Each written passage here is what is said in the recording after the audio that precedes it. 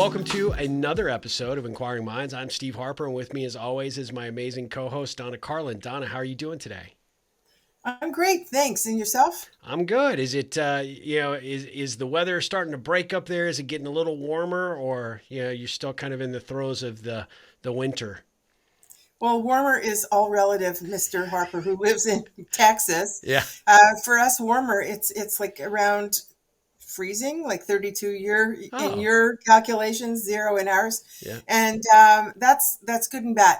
That's Yeah. just on the cusp. So in Ottawa, that has the longest skating rink in the world, it can't open because it's not cold Oh, enough for the ice to freeze.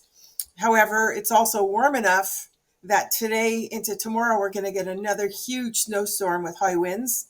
So that's going to really, stop a lot of travel dead. ah, We're talking, massive storm and very high winds, so whiteouts. And it's very bizarre. It's definitely warmer than it's ever been that I can remember, consistently warm yep. for this time of year. Is it warmer, Texas standards? Absolutely not. Yeah, well, I mean, you guys are hardy people up there in Canada. Today's temperatures are probably shorts weather for y'all. So Yeah. Thank you not so much not for not that. quite, right? All right. Well, what are we talking about today? And good luck with the storm. Hopefully, it's Thank you. hopefully it's a nice peaceful snow and doesn't create any too much conflict for you. But what are we talking about today? So, in the past, like a couple episodes ago, I think, Yeah. because I totally lose track of which came first, we talked about grit. Yes. And that word really resonated with me because that is a presence in my life. How do I continue to have grit to get beyond challenges? So I thought maybe we would talk about change being change. Change isn't easy. Right. It means showing up and accepting the change as the challenge that it is. Not what we want it to be, not to be overwhelmed by it, but to face it head on. So it's showing up with courage and resolve. That's another word I absolutely love. Showing your strength of character. And it's a mix. It's mental, emotional, physical, and spiritual acts that express your total commitment to facing that change head on. That to me is the definition of grit. Oh yeah. No, And that's so I wanted to talk about that because it depends what we do to address it in the midst of it, how much we lament, complain, all of that, how much we give, how much we realize there's still things to be grateful for, even when we're in the middle of what we consider a hellish situation. yeah. So I wanted to talk about that because I was curious. Not that I'm putting you on the spot or anything, although I love putting you on the spot. How do you deal in the midst of something that's happening? So I'm going to ask you a bunch of questions and I'd love to hear your response. Do you try to control an outcome? Do you try to immerse yourself in it to experience it from all aspects of your being so that you absolutely are at one with it and navigate it? Or do you try to, push it aside, see what you do have control over, and then go back to it to see if anything's changed? There's all different ways to view this. So, Is run from it one of the answers? No, I'm just kidding. yeah, truthfully, that's a good point. No, A no, lot of people do run from that, no, right? They hide away. I think probably the younger version of myself tried to avoid it with all costs, at all costs, right? And tried to pretend it wasn't happening, or was generally found myself probably fighting it a lot more than I could, and a lot of times, change is inevitable, especially in our working worlds, right? You have things that don't work out, you don't get the promotion you're looking for, or some big change comes down the pipe that you just didn't see or didn't anticipate, but you can't undo it once it happens. You can sit there and complain about it, and be upset, and tell anybody who will listen, why you're frustrated about it. But at the end of the day, it still comes back to, this is your reality. This is what you're having to face. And it really comes down to your response and your reaction. And so I'll answer that question two ways. One, the younger version of myself would have, dug in my heels and made sure everybody knew I was unhappy and frustrated with it, which now the older version of myself knows that was the immature response and was certainly the response that didn't make change easier on anybody else that was around me. And that was detrimental to, how I would take on that situation and probably cause me undue pain and frustration that didn't need to happen, rather than just saying, okay, well, the decision's been made, or this is the direction that's happening, or this is what's upon us. What do I need to do to, fully embrace this? How do I fit in? How do I adjust my strategy or my ideas? How do I try and support everybody else that's going to be affected by this? Um, that's easy to look at now because I've got experience and I've got hopefully a little bit more maturity. Just don't ask my wife on that front. But at the end of the day, I can look at those things from that perspective. And I was thinking about this, and part of my second part of the response to this is actually a coaching scenario that is just kind of come to on my plate within the last few months. I have a really good coaching client that I've worked with that has been a superstar within her organization, and she got passed over for a promotion that she had been told she was a lock for, and the organization went outside of her division to bring in this senior leader, and she was not happy. She was very frustrated, felt really let down, misled. There, was really questioning her loyalty that she's put forward for this firm for a long time, and understandably so, upset about it and needed help navigating those feelings. Right. So she and I talked through it, and I asked her what her choice was at this point. She said, well, what do you mean? And I said, well, at the end of the day, you have two choices. You could leave if that was an option. It doesn't appear that that's one that you want to explore, or you can figure out how you can continue on in your current role and be a useful resource to the person that's coming in. They know that they are actually having to work with you and you are up for the same promotion. And so that's a very uncomfortable situation for them. So, how can you make it less uncomfortable and become an asset and an ally to them, because the decision's already been made? So sitting here and being upset about it and being frustrated and second guessing every decision that gets made is probably not going to be very useful to that new relationship you have to build with your leader, and it's probably not going to be a super productive approach for you in terms of how your team and everyone else around you is viewing you for this change. And so you have to lean into it. And you could leave, or you could try and transfer within the some other area of the business, but you like what you do and you're passionate about it. So how can you turn what you would have brought to that role into that same kind of fuel to add value to this new leader's agenda? And she really didn't like that, right? She didn't really like the thought of having to sort of embrace it. But she came back to me a day after we talked, and she said, you're right. There's just only two ways to respond and react. And she said, and I'm not a quitter, and I refuse to. I'm disappointed. I'm frustrated. I wish things had gone a different direction, but those decisions were made above my pay grade by people that really I think they made the wrong decision, but that is the decision that got made. And she said, reality is this person is really coming in and doing what they can to make a difference and to try. And she said, and I'm going to support that. And so I think it was kind of telling, because you really only come down to a couple of choices when these things are thrust upon you. And how you respond and react is really paramount to what comes next and how people view you, and how what kind of leader yourself, either being proud of how you exhibit your personal leadership style or your professional leadership style, and then how you sort of inform how everybody else looks at you, and especially in a time that maybe the change isn't welcome. So long answer to that, but it's relevant for me because I can look at my younger self and realize I didn't handle it well. And now I can look at it and take that wisdom that I've accumulated over the years and be able to apply it to give somebody a little bit clearer perspective on how to take on that challenge themselves. I'm so glad that you brought up that story, because when I teach master level practitioners, there's a case study that I use that's a true story.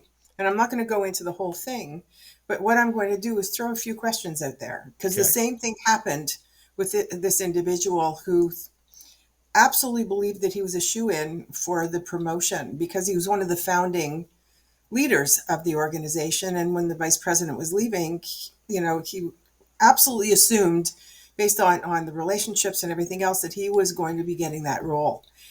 And he didn't. The president brought somebody else in to take on that role, and he had choices. I wasn't coaching him at the time. I actually coached his coach after the fact. Oh, And interesting. yeah, because it was a horrendous ending. Now, I'm not saying this is going to happen in this instance, and I think she made a great choice. What I'm saying is there are always situational awarenesses that are not evident. Right. Number one. Number two, that person only has so much information and makes an assumption. In the case of my case study, the president had something even better in mind for him. Hmm. And he never articulated that because he wasn't going to say why that was going to happen. It would reveal too much personal information about himself. He didn't feel comfortable at the time sharing it.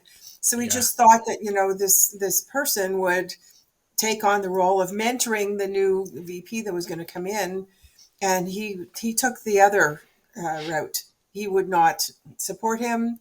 He actually, all the conversations he had Oh. with the staff was so, like woe is me kind of thing, that they were all angry on his behalf, and none of them supported the new VP. Hmm. And so it goes, and things started to just fall apart. So there, the ramifications, ripple Yeah. effect Yeah. both Absolutely. ways. And maybe with her, there weren't bigger and better things that the senior leadership had in mind for now. Maybe they wanted to see how she would respond in this kind of situation, and sooner than later promote her to a role that is also, quite substantially higher. Who knows? The fact is, do you have the relevant conversations as to, could you help me understand why I was overlooked, or Yeah. whatever word you want to Yeah. use, so that I know where to ramp up my skill sets and what to pay attention to. So it's a learning curve. What might you appreciate about this new person coming in that you're going to report to, that you could learn so much from, and just soak it all in? It's how you insert yourself in the story. And what is the story you're sharing? What is the story that you're living? Yeah. These are key, because change, you're right, change happens every day. The minute you say that word, you see people tensing up. Yes, that's They true. hate the word change in their personal lives, in their private lives. You could, best laid intentions, right? You could plan your life to the nth degree, marry 2.2 kids if that's what you want to be doing, career, whatever, and life gets in the way. And what do you do when that life gets in the way? Do you rise above it? Do you learn from it? Do you see what kind of grit is within Yeah. you? These are the key questions that I think we all need to ask. And I would love to ask our audience, the minute you hear someone says we need to change the way things are done, or change our approach, or do a reorg, or just change in any context, to pay attention and tune into your body's response. Yeah. That is going to be the key point of how you're going to navigate it. If you're going to tense up and say, uh-oh, this is going to be done to me, then you're a victim. Yeah. If you say, oh, I could be a part of this and make it really powerful, energizing. Yeah. Yeah. It's, I don't know what's going to happen. However, I'm going to share my voice as to how we might need to course correct whatever else, so that we co-create something that's really, really good. And we're going to have, last but not least, we're going to have a reason behind that change. For the sake of what? You're changing for the sake of what? Change for the sake of change is nothing. Change for the sake of better is everything. Yeah. Make it better. So look at what change can bring. And in this world where we're inundated with artificial intelligence and people worrying about losing their jobs, even artists who never worried about that in the past, Yeah. how do you implement that change in such a way that you're still top of your game? So that's a question I'm throwing out there. How do you internalize change, and what do you do externally because of it? I think that's a really good point because at the end of the day, I think you really have to, unless you're spending the time with these questions and you're asking yourself, how do you respond when these situations have come up? It, hindsight's always 2020. We wish we had handled something a little better, or we, maybe said or did something a little bit differently when these situations arise. But change in business or in life is inevitable. It will always occur, and like you said, there's always that offhanded chance that somebody is paying attention to how you respond and react to the change. So there's that element, like, okay, before I say or do anything, I need to really think through this process, right? Who else may be paying attention? That could be one of my direct reports. That could be somebody who was, thinking about leaving the company that's a real valued asset. And now you're giving them the nudge to look elsewhere because now they feel like you're upset and that you're creating a challenge for their environment or their culture. Or like you said, somebody else said, hey, not right now. Today is not the right role for you. This isn't the right situation. Or I've got something better planned for you. And I kind of look at it from the perspective, and I've shared this with other coaching clients, is the best response is, okay, I got it. I understand. How can I help? What can I do? And having that kind of attitude and approach is, one, it's useful in the moment, but it also shows that you acknowledge and understand that a decision has been made or the change is occurring.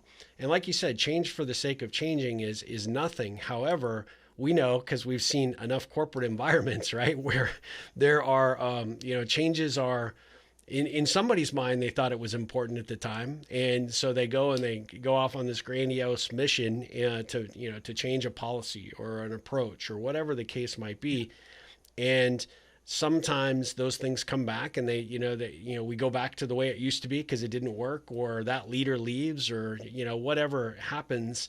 But the person that was there, that was kind of the stalwart, the person that everybody could learn from and look to as the example for, well, this is the change or the decision for this change is above my pay grade. They didn't consult me, or I didn't get the opportunity, like in my case of this most recent client, to move forward with that role. But what can I do to support that role going forward? What can I do to be the example? And that, by extension, I think from an individual perspective, when you have to face that change head on, it helps adjust your attitude a little bit, right? It may be disappointed, you may be frustrated, it may make absolutely no sense. But unfortunately, nobody asked you. So, you're kind of come back to those two chances, or two choices, excuse me, that looking at the change for what it is, you can either be frustrated and, petulant about how you embrace it or not. Or you can lean into it and say, okay, where can I contribute and add value to it and make the best of a bad situation, or make the best of a potentially unknown situation a little better. Exactly, for sure. We look at things from multiple angles after the fact. And I bring this up multiple times. How do you dance with it right now as it's happening? How do you really tap into, what are you sensing? What are the nuggets that you could pull out that are really amazing?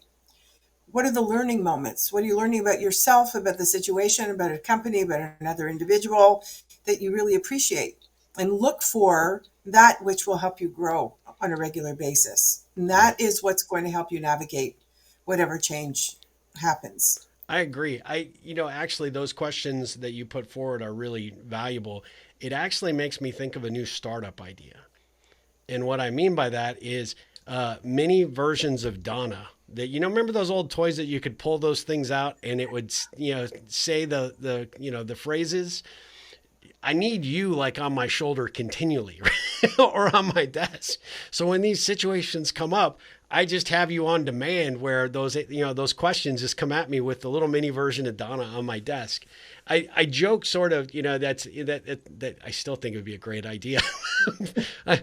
We may have to talk about licensing there, but really at the Yeah, end of the day, no, these are questions that sometimes, when the situation is occurring the way it is, sometimes you just can't see through in order to ask those questions. And it's really important. So having those on a sticky note, having those in your journal, having them some way where you earmark this episode or many of our other ones where you come back to those questions so that you can in the moment go, wait, before I respond, before I react, before I do something I'm going to regret, or I damage a relationship forever, let me go back and review these questions and ask myself that in the moment.